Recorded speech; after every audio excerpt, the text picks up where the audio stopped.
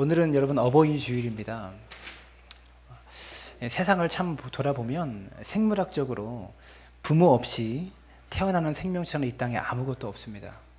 심지어 하다못해 길거리에 있는 작은 풀 하나라도, 식물조차도 암수의 만남이 있어야만 이 땅에 태어나게 된다는 것이죠. 어떤 시인이 이렇게 이야기했습니다. 인생은 철이 들면 끝이 난다. 정말로 인생이라는 것은 철 들어가는 과정인 것 같고요. 아무리 나이가 들어도 끊임없이 깨달아지고 뒤늦게 깨닫게 되는 것이 있는 것 같습니다. 이성에 대해서는 그렇게 어린 나이에도 불구하고, 누가 가르쳐주지 않았는데도 불구하고 그렇게 관심을 가지면서도 부모님의 사랑에 대해서는 왜 철이 들고 나서야 뒤늦게 깨닫는 것인지 참 신비로운 것 같아요. 우리 함께 따라해 볼까요? 얕은 사랑은 쉽게 보이지만 깊은 사랑은 잘 보이지 않습니다. 작은 사랑은 쉽게 느낄 수 있지만 큰 사랑은 잘 느껴지지 않습니다. 그런 것 같아요. 사랑의 크기가 크면 클수록 잘 느껴지지 않고 잘 보이지 않는 것 같습니다. 여러분, 동서고금을 막론하고 부모를 향한, 우리를 향한 부모님의 사랑은 참 특별하고 각별한 것 같아요. 미국 프로농구 NBA의 2014년도 2015년도 시즌에 이 MVP 최우수 선수를 탔던 MVP 수상 선수가 이 케빈 듀란트라는 선수입니다. 이 선수가 인터뷰에서 수상 소감을 발표하는데 거기서 어머니를 언급했는데요. 그 선수의 긴 수상 소감 중에서 이런 이야기가 등장합니다. 그의 어머니는요, 싱글맘으로 자녀를 키웠다고 합니다. 싱글맘이라는 것은 어머니 홀몸으로 자녀를 키운 그런 어머니들을 말하는 것이죠. 그의 어머니는 우체국의 말단 직원으로 살면서 아이들을 키웠는데, 이 케빈 듀란트 선수가 밝힌 수상 소감에 어머니에 대한 인사가 이 많은 사람들에게 감동을 주었다고 해요. 이렇게 이야기했습니다. 어머니는 거리의 유혹으로부터 나를 지켜주셨습니다. 어머니는 나를 배불리 먹이시면서도 당신은 배고픈 채 잠이 드셨습니다. 저의 어머니야말로 진정한 MVP입니다. 이런 인사말을 했다고 합니다. 이 선수가 수많은 거리의 유혹들이 있었고 얼마나 농구 선수가 힘이 셌고 덩치가 좋았겠어요. 많은 거리의 유혹과 방황의 유혹들이 있었지만 자신을 지켜준 것은 어머니의 고생하는 그 모습들이었고, 저는 자기 자신은 배불리 먹이시면서도 자신은 허기진 채 피곤한 몸과 마음을 이끌고 잠드신 그의 어머니의 모습을 보면서 진정한 MVP는 제가 아니라 저희 어머니입니다 라는 수상소감을, 그런 인사말을 했다고 합니다. 여러분, 어찌 이 선수의 어머니만 그랬겠습니까? 우리의 어머니, 우리의 부모님들 역시 우리가 커온 지난 날을 돌이켜보면 우리의 배를 채워주시기 위해서 당신의 허기짐은 보여주시지 않으면서 우리의 배를 그렇게 채워오셨던 부모님의 지나온 인생들을 다 볼 수가 있을 것입니다. 영상을 한 편 잠깐 보았으면 좋겠어요. 제가 유튜브를 보다가 참 감동적이고 눈물이 왈칵 날 뻔했던 그런 감동적인 영상인데, 한 1분 30초 정도 되는 짧은 영상입니다. 잠깐 불을 좀 꺼주시겠어요?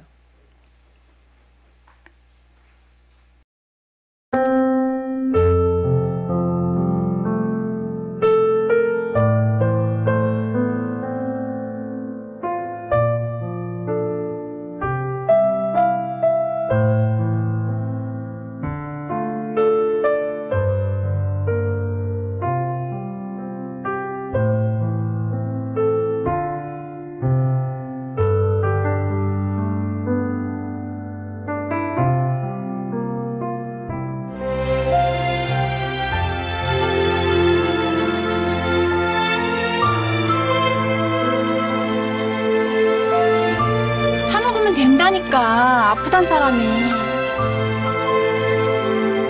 엄마 그만 좀 하라고.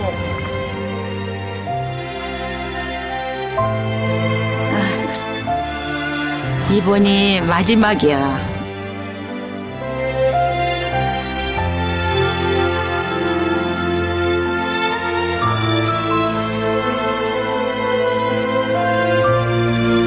사랑해, 엄마.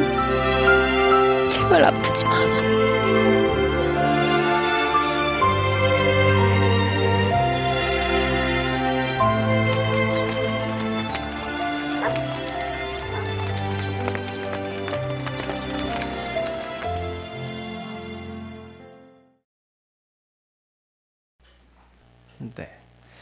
여러분 모든 어머니의 삶이 그랬던 것 같아요. 자녀를 위해서 자기 몸은 아프고 자기 몸은 피곤해도 자식을 위해서 그렇게 희생하며 살아오셨던 것이 어머니의 삶과 우리 부모님들의 삶이었던 것 같습니다. 어버이날을 맞이해서 제가 여러분들에게 시 한 편을 소개하려고 합니다. 심순덕 씨가 지은 엄마는 그래도 되는 줄 알았습니다 라는 시입니다. 근데요, 이 시가요, 이 제목 엄마는 그래도 되는 줄 알았습니다, 이 말이 계속 반복되어져요. 그래서 제가 사인을 주면 여러분은 엄마는 그래도 되는 줄 알았습니다 이렇게 계속 하십시오. 자, 시작. 하루 종일 밭에서 죽어라 힘들게 일해도 찬밥 한 덩어리 대충 부뚜막에 앉아 점심을 먹어도 한겨울 냇물에서 맨손으로 빨래 방망이질 해도 배부르다 생각 없다 식구들 다 먹이고 굶어도 발 뒤꿈치 다 해져 이불이 소리를 내도 손톱이 깎을 수조차 없이 닳고 문드러져도 아버지가 화내고 자식들이 속 썩여도 끄떡없는 외할머니 보고 싶다 외할머니 보고 싶다 그것이 그냥 넋두리인 줄만 한밤중에 자다 깨어 방구석에 한없이 소리 죽여 울던 엄마를 본 후로 아, 엄마는 그러면 안 되는 것이었습니다. 여러분, 대부분 어머니가 사시는 모습이 엄마는 원래 그런 건가 봐, 우리가 그렇게 지난 날을 보내왔지만 원래 그렇게 사는 것이 아니었고 참고 살았던 것이고요, 인내하며 살았던 것이고 견뎌오며 살았던 것이라는 것을 우리는 뒤늦게야 깨닫게 된 것입니다. 어떤 책을 보니까요, 자녀들이 이렇게 성장하는 과정 속에서 이 아버지에 대한 생각이 연령별로 다르게 나타나더라고요. 근데 저도 그런 것 같아요. 어린 시절의 아버지는요, 슈퍼맨입니다. 모든 것을 다 할 수 있었고 모든 것을 다 알고 있는 아버지라고 자녀들이 그렇게 생각했다고 합니다. 근데 이 아이들이 초등학교에만 딱 들어가면 생각이 조금 바뀐다고 해요. 우리 아버지가 할 수 있는 것보다 할 수 없는 것이 더 많구나, 우리 아버지가 알고 있는 것보다 모르는 것이 더 많구나, 이걸 10대 때 초등학생 시절에 깨닫게 된다고 합니다. 그리고 20대가 딱 접어들면 우리 아버지는 이제부터는 아무것도 모르는 사람이 되는 겁니다. 나보다 더 모르는 분, 이렇게 된다고 합니다. 그러다가 이제 30대가 돼서야 깨닫는 것이 아버지의 말 중에는 맞는 말도 있는 거구나, 이것을 조금씩 느끼게 된다고 해요. 그러다가 40대가 되면 아버지의 말들은 우리가 새겨드려야 된다, 이것을 깨닫게 된다고 합니다. 그리고 50대가 되면 이제 아버지가 돌아가시고 직접 가정을 꾸려가고 집안의 대소사를 자기가 관장하면서 이 상황에서 우리 아버지라면 어떻게 하셨을까, 이 생각을 조금씩 한다고 합니다. 그러면 아버지는 그때쯤 되면 곁에 계시지 않아서 아버지께 물어볼 수 없게 된다고 하죠. 그리고 60대에 접어들어서야만 아버지의 말씀은 다 맞는 말밖에 없었어, 이것을 깨닫게 된다고 하는 거예요. 그러나 60대에 자신의 아버지를 모시고 산다는 것은 아무에게나 주어지는 특권이 아니라는 것입니다. 여러분, 자식을 끔찍히 사랑하는 내리사랑에는요, 큰 상급이 없어요. 왜 그럴까요? 내리사랑은 본능이기 때문에 그렇습니다. 그러나 반면에 부모님을 공경하는, 이렇게 표현해도 될까요? 올리사랑이라고 표현해도 될까요? 이 사랑에는요, 하나님의 엄청난 상급이 있습니다. 왜 그럴까요? 그것은요, 본능을 역류하는 의지적인 사랑이기 때문에 그렇습니다. 여러분, 성경에 나오는 위인들은 하나같이 효자였습니다. 이삭은 아버지에게 아버지의 뜻에 자신의 목숨을 맡겼기 때문에 가는 곳마다 하나님이 축복했고요, 효자였던 요셉도 애굽의 총리가 되었습니다. 시어머니를 지극정성으로 모셨던 이 룻도 이방인으로서 메시아 가문의 일원이 되었다는 것이죠. 저와 여러분 모두는 부모님이 계셨기 때문에 이 세상에 태어났습니다. 여러분, 그렇기 때문에 부모님은 우리에게 있어서 생명의 전달자와 같은 분이라는 것을 깨달아야 되는 것입니다. 여러분, 그러면 왜 우리가 부모님을 공경해야 될까요? 왜 부모님께 효도해야 될까요? 부모님을 공경하라 하는 것이 하나님께서 우리에게 주신 명령이기 때문에 그렇습니다. 10계명 중에 제5계명이 무엇입니까? 내 부모를 공경하라입니다. 1계명부터 4계명까지는 하나님과 인간 사이에 지켜야 될 계명을 말하고 있어요. 약속들을 말하고 있습니다. 그리고 5계명부터 10계명까지는 사람과 사람의 관계 속에서 지켜야 될 계명들에 대해서 말하고 있는 것입니다. 그런데 사람과의 관계 속에서 지켜야 되는 6가지 계명 중에 첫 번째가 무엇입니까? 내 부모를 공경하라입니다. 여러분, 그리스도인들은요, 사람과의 관계 속에서 제일 우선시하고 제일 먼저 해야 되는 것이 부모님을 공경하라는 거예요. 거짓말하지 말라, 간음하지 말라. 여러분, 이것보다 제일 먼저 해야 되는 것이요, 여러분, 부모를 공경하라는 것입니다. 그리고 부모를 공경하는 자만이 거짓말하지 않을 수 있고요, 간음을 행하지 않을 수 있다는 것이죠. 이것을 기억할 수 있게 되기를 바랍니다. 여러분, 공경이라는 말에는요, 값을 치르다 이런 뜻이 있다고 합니다. 자녀들이 부모에게 받은 것들에 대해서 빛을 갖는 심정으로, 값을 치르는 심정으로 부모를 섬겨야 한다고 말하고 있는 것이죠. 여러분, 작년에도 제가 어버이 주일날 설교하면서 이 이야기를 한 적이 있는 것 같은데요. 네이버 지식인에 이런 글이 있었습니다. 어떤 초등학생의 글이었던 것 같은데요. 이런 질문을 썼어요. 공경이 뭐예요? 이렇게 질문한 이 질문에 초등학생이 이렇게 댓글을 달았더라고요. 내가 미래에 대접받고 싶은 것을 미리 하는 것이라고 생각합니다. 네, 여러분 좀 고개가 끄덕여지죠? 생각 없는 초딩의 글이다라고 생각할 수 있지만 오늘 우리에게 있어서 매우 중요한 메시지를 던져줍니다. 초등학생도 알고 있는 거예요. 내가 부모에게 효도하면 자녀들이 그것을 보고 그대로 배운다라는 것을 초등학생들도 알고 있다는 것입니다. 여러분, 미래의 자녀들에게 대접받고 싶으십니까? 그럼 부모에게 잘하셔야 됩니다. 자녀들에게 효를 가르쳐야 되는 이유가 무엇일까요? 부모가 대접받기 위해서, 효도받기 위해서 자녀들에게 효를 가르치는 것이 아닙니다. 그래야만 자녀의 인생이 잘 되기 때문에 그렇습니다. 자녀를 위해서 마땅히 부모는 효를 가르쳐야 될 책임과 의무가 부모에게 있다는 것을 깨달을 수 있게 되기를 바랍니다. 여러분, 저는 목사이기 때문에 장례식에 집례할 기회가 있고 또 장례식에 자주 참석할 기회가 참 많이 있습니다. 그러다 보면 이제는 조금씩 보이기 시작해요. 이 집안의 자녀들이 부모를 위해서 잘 섬겼구나. 장례식 분위기를 보면 이게 조금 대충 감이 옵니다. 그리고 부모님이 살아계신 동안에 자식들이 효도했는지 안 했는지를 이 장례식을 집례하다 보면 조금씩 눈에 보여요. 장례식에 이렇게 입관을 할 때 염을 한다고 하죠. 시신에 수의를 입히고 관을 넣는데 자녀들 중에 살아서 부모님께 불효한 자식들 있잖아요. 그런 자식들이 되게 엄청 오열합니다. 눈물 콧물 다 짜면서 오열하면서 수의를 입히고 관을 선택하고 꽃을 선택할 때도 제일 비싼 것만 골라요. 왜 그럴까요? 살아서 부모님께 불효했기 때문에 부모님 돌아가실 때라도 잘해드리고 싶어서 제일 비싼 것으로만 고른다라는 거예요. 여러분, 그런데 그렇게 할 필요가 뭐가 있습니까? 기독교는요, 살아서 잘하라는 거예요. 부모님 돌아가시고 나서 아무리 비싼 수의 입혀봤자 아무 의미가 없다라는 것이죠. 어차피 다 태워지는 거잖아요. 땅속에서 같이 썩는 거잖아요. 요즘은 특별히 낙고를 많이 해서요, 이 수의 안 입혀드려도 돼요.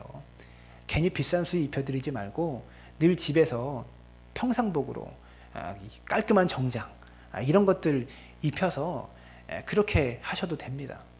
그것이 더 경건하고 아름다워 보이더라고요. 어쨌든 기독교는요, 살아서 잘하라는 거예요. 죽어서 후회하면서 그때 비싼 거 해드리려고 하지 말고 부모님 생전에 살아계실 때 효도하라는 것이 기독교가 말하는 진리라는 것입니다.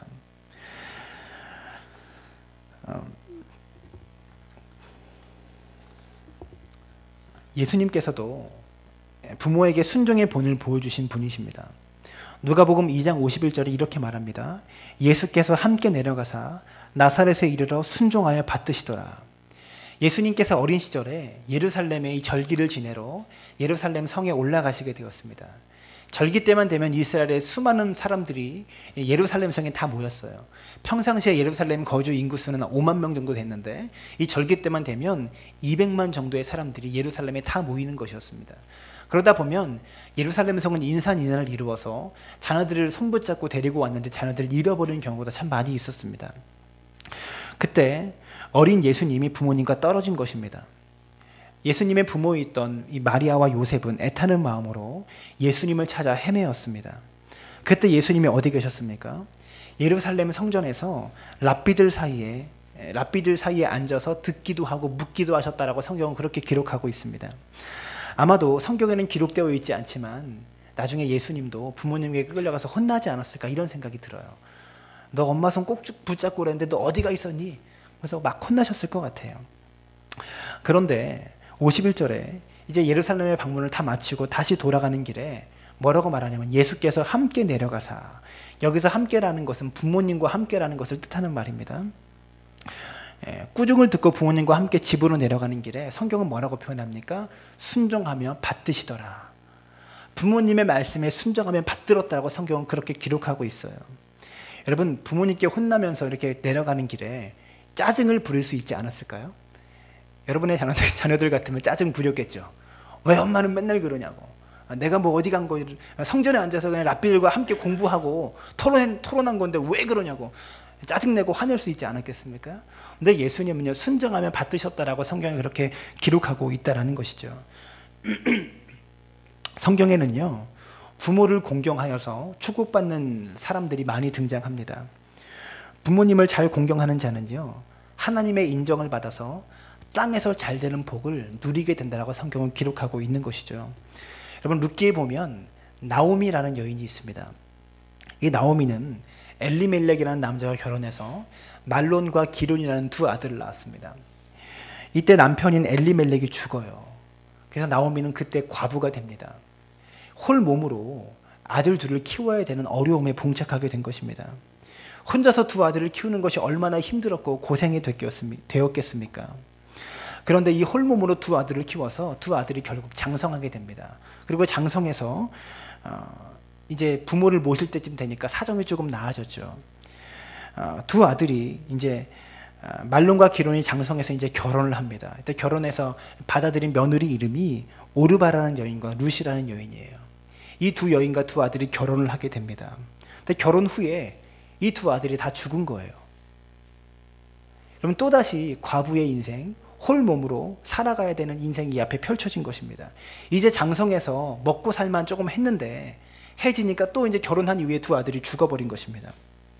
그래서 어머니인 나오미와 며느리 오르바, 룻, 이 여인들은 출가한 것이잖아요. 이제는 남자의 집족 식구들 아닙니까? 이렇게 세 사람이 먹고 살 길이 없는 막막한 인생길이 이 세 명의 과부들 앞에 펼쳐졌다라는 것이죠. 룻과 오르바는 그래도 젊어서 다시 시집가면 돼요. 재혼하면 됩니다. 그런데 늙은 나오미는 더 이상 살 방법이 없는 것이죠. 아무런 의지할 곳이 없고요, 희망이 없는 홀로 된 시어머니 이 나오미를 봉양하기 위해서 며느리인 룻은요, 자기 고국을 버리고 모압을 버리고 시어머니 고국인 베들레헴 땅까지 와가지고 시어머니를 봉양하면서 모시고 살게 됩니다. 그때 이 룻이 보아스라는 여인을 만나요. 보아스라는 여인이 아니죠. 보아스라는 남자를 만나서 재혼하게 되고요, 나중에 이 여인이 다윗 왕의 할머니가 됩니다. 이런 복을 누리게 됐다는 것이죠. 그리고 룻의 후손에 예수님이 탄생하게 되는 축복을 이 여인이 누리게 되어졌다는 것입니다. 부모에게 효도하는 자는요, 여러분 결코 하나님께서 그냥 두시지 않으시고 반드시 보상해 주신다는 것을 기억할 수 있게 되길 바랍니다. 그래서 기독교는요, 죽어서 부모님께 제사 드리면서 그렇게 하지 말고 살아있을 때 잘하라는 거예요. 성경에서 그렇게 우상 숭배하지 말고 살아있을 때 최선을 다해서 잘하고 섬기라는 것이 기독교가 말하는 가르침이라는 것을 기억할 수 있기를 바랍니다. 여러분, 솔로몬은 한 나라의 왕이라고 할지라도 지극히 존경의 태도를 가지고 어머니를 섬기고 있는 모습을 볼 수가 있습니다. 여러분, 열왕기상 2장 19절에 보면 우리 함께 읽습니다. 시작. 밧세바의 아도니아를 위하여 말하려고 솔로몬 왕에게 이르니 왕이 일어나 영접하여 절한 후에 다시 왕자에 앉고 그의 어머니를 위하여 자리를 베푸니 그가 그의 오른쪽에 앉는지라. 여러분, 솔로몬의 어머니가 누굽니까? 본문에서 말하고 있는 밧세바예요. 근데 밧세바라는 여인이 어떤 여인입니까? 이 다윗의 간음을 통해서 난 자식이 솔로몬이거든요. 그런 여인입니다. 어쩌면 솔로몬의 인생을 살아가면서 밧세바에게 반항하고 싶은 마음이 없었겠어요. 어머니는 어떻게 그렇게 한순간의 실수로 저를 그렇게 낳을 수가 있습니까? 라고 부모에게 따지고 원망하고 그런 삶의 환경들이 충분히 있었을 것입니다. 그런데 솔로몬은 뭐라고 말하냐면 아도니아가 밧세바가 이제 말을 하려고 솔로몬에게 찾아오니까 왕이 일어나 영접하여 절한 후에 다시 왕자에 앉고 그의 어머니를 위하여 자리를 베푸니 그가 그의 오른쪽에 앉은지라. 어머니를 왕자리에 앉히고 자기는 어머니의 오른쪽에 앉았더라고 성경은 기록하고 있어요. 그렇게 어머니를 높일 줄 알았고 그렇게 어머니를 지극정성으로 모셨던 왕이 솔로몬 왕입니다. 어린 시절에 그런 어머니의 실수 때문에 원망할 수 있고 짜증낼 수 있고 분낼 수 있었지만 반항하고 방황하지 않고 어머니를 지극정성으로 섬기고 모셨던 사람이 솔로몬 왕이라는 것을 기억할 수 있게 되기를 바랍니다. 성경은요, 이처럼 분명하게 우리에게 제시하는 것은 자녀는 부모에게 순종하라라는 것입니다. 이것이 성경이 일관되게 우리에게 던져주고 있는 메시지라는 것이죠. 순종이라는 말은요, 부모를 높은 위치에 놓아라, 이런 의미를 가지고 있다는 것입니다. 부모라고 하는 권위는 어느 사람이 준 것도 아니고 어느 인간이 만든 제도가 아니라 하나님이 주신 것입니다. 지난주에 말씀을 나눴지만 부모와 자녀와의 관계 속에서는요, 내가 선택할 수 있는 권한이 없어요. 내 남편은 여러분 내가 선택하는 거잖아요. 어쨌든 내 의견이 들어갑니다. 내가 동의를 했든 선택을 했든 내 의견이 들어가서 결혼을 하게 되는 건데, 부모와 자식 간의 만남은요, 선택의 여지가 없습니다. 그것은 무엇입니까? 그 관계 속에는 오직 하나님의 주권만 있다라는 거예요. 여러분, 그렇기 때문에 부모라고 하는 권위는 사람이 준 것도 아니고 인간이 만든 제도가 아니라 하나님께서 만나게 하신 것이고 하나님께서 주신 것이 우리의 부모님이라는 것을 기억할 수 있게 되기를 바랍니다. 그러므로 여러분, 우리는요, 우리의 부모님이라는 그 한 가지 이유 때문에 무조건 순종해야 되는 거예요. 무조건 공경하고 섬겨야 된다는 것입니다. 이 솔로몬처럼 우리가 기억할 수 있게 되기를 바라요. 노아를 보면요, 노아는 홍수 심판 때 유일하게 구원받은 인간이었지만 그도 실수를 범했습니다. 의인이라고 성경은 표현하고 있지만 포도주를 마시고 취해서 벌거벗은 하체를 자식들 앞에 드러내놓고 잠을 자게 되는 이런 실수를 범하게 되었다는 것이죠. 그리고 잠을 자는데 아들 함이 이 아버지의 이 벗겨진 하체를 보게 됩니다. 이때 함은요, 아버지의 허물을 덮어드릴 생각을 하지 않고 비웃고 떠들면서 아버지의 흉을 보았습니다. 잠에서 깨어난 노아는 이 사실을 알고 저주하기를 가나안은 이 종의 종이 되리라. 이 가나안이 누구냐면 함의 자손들이에요. 종의 종이 되리라, 이렇게 저주했습니다. 그러나 셈과 야벳은 그 사실을 알고 이불을 가져다가 아버지의 허물을 안 보려고 뒷걸음질 치고 아버지의 침상으로 들어가서 허물을 가리우고 덮어드렸습니다. 노아는 나중에 이 사실을 알고 셈의 하나님 여호와를 찬송하리로다 하면서 영적인 축복을 했고, 또 야벳은 창대해져리로다 하고 축복을 하였습니다. 여러분, 이 세상에 완전한 부모는 없어요. 완벽한 부모가 어디 있겠습니까? 모두가 실수가 있고 모든 부모가 다 완벽하지 못합니다. 그래도 자녀는 부모 아래에 위치해야 된다는 것을 기억할 수 있게 되기를 바랍니다. 노아가 실수한 것은 사실입니다. 하지만 자녀는 부모에게 순종해야 되는 것입니다. 하나님께서 주신 부모의 권위를 무시하고 도전하는 것은 하나님을 대적하는 죄이고 하나님의 권위에 도전하는 죄이기 때문에 노아가 윤리적으로 지은 죄보다 더 무서운 죄를 여러분 함은 저질렀다는 것을 기억할 수 있게 되기를 바랍니다. 잠언 23장 22절에 이렇게 말합니다. 너를 낳은 아비에게 청종하고 내 늙은 어미를 경히 여기지 말지니라. 여러분, 청종이라는 말은요, 이르는 대로 말하는 대로 잘 듣고 쫓아감, 이런 의미를 담고 있고요, 경히 여기다라는 말은 업신 여기다, 이런 뜻입니다. 부모를 이렇게 여기지 말라고 하는 것이죠. 어렸을 때는 자기 부모가 최고로 보이다가도 자라면서 사춘기가 되고 청소년기에 접어들면서 부모의 잘못이 보이고 부모의 결점이 보이고 부모의 실수가 보이게 됩니다. 그리고 공부를 조금 해서 지식이 들어가게 되면 부모의 행실을 비판하게 되는 것이죠. 여러분, 이런 자녀는 올바른 신앙인이라고 할 수 없는 것입니다. 어느 날 나쁜 짓을 아주 많이 하는 아들을 가진 아버지가 이 아들 때문에 너무나 힘들어서 아들을 데리고 산에 올라갔습니다. 그리고 조상의 상소 앞에서, 자기 아버지의 산소 앞에서 아버지는 자식을 잘못 가르친 내 죄입니다라고 이 아버지의 무덤 앞에서 백배 사죄하고 바지를 걷어 올려서 이 아들이 보이는 앞에서 자신의 종아리를 마구 쳤다고 합니다. 그때 아들의 마음이 찢어질 것만 같았어요. 그래서 아버지 다리끄댕이를 붙잡고 무릎 꿇으면서 울면서 참여한 후에 나쁜 행동을 이제 완전히 끊어버렸다고 합니다. 세월이 흘러서 이제 이 아들이 아버지가 된 거예요. 아버지가 되었는데 자기 아들이 사춘기가 되면서 자꾸 못된 짓만 하는 거예요. 아버지가 너무나 마음이 아프고 힘들어서 아무리 타일러도 듣지 않고 버릇만 더 없어지고 그래가지고요. 어느 날 그 아버지는 자신의 어린 시절의 아버지를 떠올리면서 아들을 데리고 아버지의 무덤으로 갑니다. 그래서 자신의 아버지처럼 산으로 데리고 가서 산속에서 작은 나뭇가지, 큰 나뭇가지를 꺾어다가 아들 앞에서 자신의 아버지 무덤에 사죄를 하고 아들이 보는 앞에서 자신의 종아리를 걷고 또 마구 때리기 시작했습니다. 회초리로 종아리를 내리쳤죠. 그러자 아들이 놀래서 뛰쳐나가면서 엄마한테 전화했다고 합니다. 엄마 빨리 와봐. 아빠가 미친 것 같아. 무슨 말일까요? 여러분, 세상이 이렇게 변했다고 하는 거죠. 오늘날 자녀들이 생각하는 효의 가치와 자녀들이 생각하고 꿈꾸는 효가 많이 달라졌다는 이야기입니다. 자녀들은요, 자기만의 방법으로 효도하려고 합니다. 내 생각으로 효도하려고 하죠. 그저 좋은 선물 사드리고 좋은 음식 사드리고 용돈 조금 드리는 식으로 그렇게 효도를 하려고 합니다. 여러분, 그런데 이것이 부모에게 얼마나 큰 감동을 줄 수 있을까요? 어떤 감동을 줄 수 있을까요? 여러분, 최고의 효도가 무엇입니까? 함께 있는 것보다 더 큰 효도는 없어요. 전화하는 것, 따뜻한 말 한마디 하는 것보다 더 큰 효도와 감동은 없다는 것을 기억할 수 있기를 바랍니다. 자식이 편한 대로 자기 방식의 효도는 효도라고 할 수 없는 것입니다. 자기 중심의 방법으로 효도한다고 해서 여러분, 그것은 효도로 받아들여지지 않는다는 것입니다. 효도는요, 효를 받는 부모의 입장에서 해야 된다는 것을 기억할 수 있게 되기를 바랍니다.